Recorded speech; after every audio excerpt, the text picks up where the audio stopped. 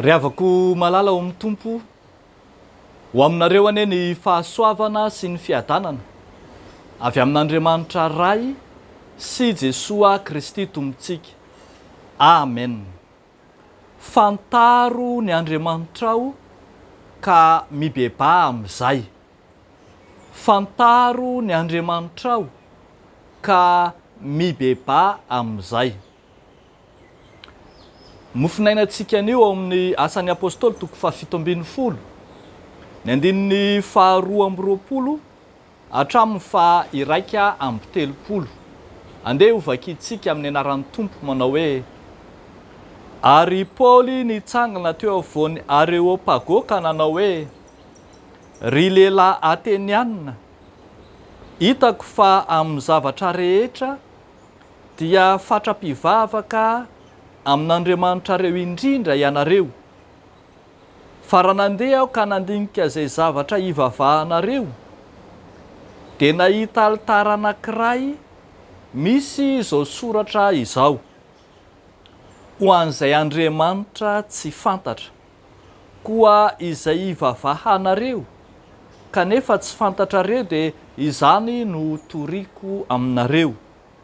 Dia Andriamanitra izay nanao izao tontolo izao sy ny eo amin'ny rehetra, izy no tompon'ny lanitra sy ny tany, ka tsy mba mitoetra ao anaty tempolo natao tanana, sady tsy mba tompon'ny tanan'olona toa mila zavatra, fa izy ihany no manome izao rehetra izao aina sy fofonaina, ary zavatra rehetra ary firenena rehetra avy amin'ny iray ihany dia namponeniny ambonin'ny tany rehetra.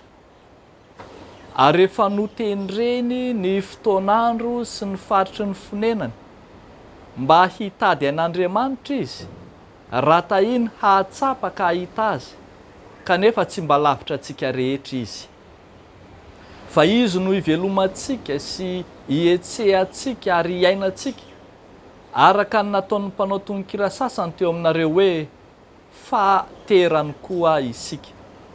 Ary satria teraka Andriamanitra isika, dia tsy mety raha ny fomba an'Andriamanitra no ataontsika ho tahaka ny vola mena na vola fotsy na vato voasoratra ny fahaizana ama-tsain'olombelona. Ary Andriamanitra ninitsy nijery ny androny tsy fahalalana, fa ankehitriny izy mandidy ny olona rehetra amin'izao tontolo izao hibebaka, satria izy no nanendry andro iray izay hitsarany izao tontolo izao amin'ny fahamarinana amin'ny alalan'ny lehilahy iray voatendriny, koa efa nanome vavolombelona hampian'ny olona rehetra izany izy tamin'ny nananganany azy tamin'ny maty. Ray Masino, manamasinana anay amin'ny fahamarinana, ny teninao no fahamarinana. Amen. Fantaro mazava ny Andriamanitra ao ka mibeba amin'izay. Lay toeram-pitsarana malaza tany Atena renivohitra ny Grika fahizay no navadiky ny apôstôly Paoly ho polipitra hitoriana ny filazantsara teo amin'ilay toerana hoe Areopago, dia toeram-pitsarana izay nitsarana teo anivon'ny fiarahamonina, ka izay olona heverina fa manana ny hasiny nanandaza, heverina fa manana traikefa no antsoina mba hitsara eo. Nahagaga fa liana tamin'ny fampianaran'ny apôstôly reto Grika izay tia fahalalana filozofika ireto, dia indro no heverin'izy ireo sy no sokajian'izy ireo ho toy ny manam-pahalalana sy manana traikefa azo itokisany apôstôly Paoly, ka nasaina anazava teo amin'ny fitsarany Areopago. Dia tonga toy ny mpitsara mandahan-teny izy, kanefa nitory ny filazantsara.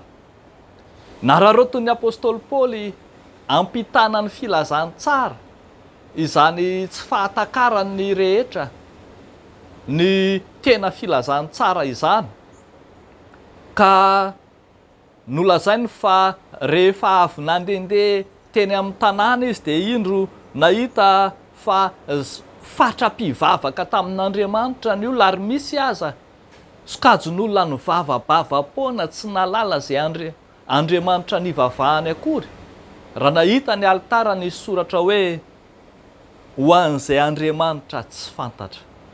Io no nararotiny apôstôly Paoly, nampitana tamin'izy ireo ny tena Andriamanitra, lay Andriamanitra pahary sy tompon'izao rehetra zao, lay Andriamanitra loharanon'ny fahavelomana sy tompon'ny aina.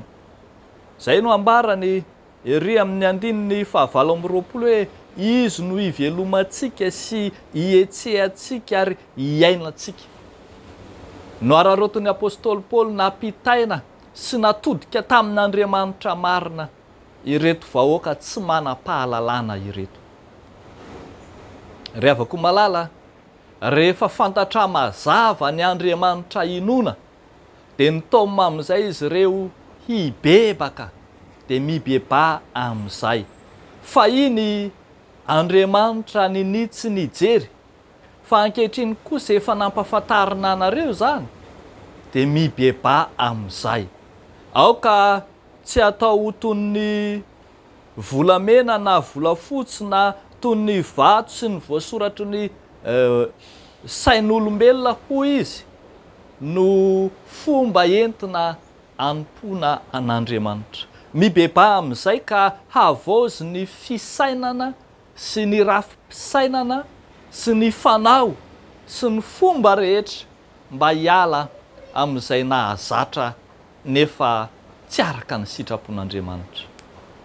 Iantsonantsika kristianina rehetra koa zany ry havako, mety efa nivavaka hatramin'izay, mety efa tao am-piangonana foana, mety efa nanaraka ny fomba mpivavahana samihafa saingy tsy mifanaraka amin'ny lalàn'Andriamanitra, dia taoma amin'izay hibebaka, taoma hampifanitsy ny finoana amin'ny finoana tena izy dia ny finoana an'Andriamanitra marina. Rehefa zany dia mibeba amin'izay. Mandidy ny olona rehetra hibebaka Andriamanitra, ary ny ivon'izany fibebahana izany dia lay lehilahy iray voatendry, dia Jesosy Kristy, lay ekena ho tompo sy mpamonjy, no loharanony fibebahana. Ny mpitory-teny malaza anankiray dia niteny fa ao amin'ny fiangonana no sarotra hitoriana teny indrindra, fa mieritreritra fa efa voavonjy ny olona ao amin'ny fiangonana, kinanjo mbola tsy nateraka indray. Dia asaina ary sika ry havako, andinika sy eritreritra, mpivavaka fotsiny, mpivavaka nateraka indray, sa mpivavaka efa nibebaka isika tsiraray avy. Fotoana mety indrindra zao ahafahantsika miverina marina amin'Andriamanitra. Dia ho an'Andriamanitra irerian'ny voninahitra. Amen. Hivavaka isika ry havako. Tompo, misaotra anao zahay ny amin'ny fampafantaranao, ny amin'ny sainao lalina, ny amin'ny fahalalana tsara avy aminao hatakaranay ny mombanao Andriamanitra, ahafahanay mitondra ny fanoloran-tenanay eo aminao raha teo.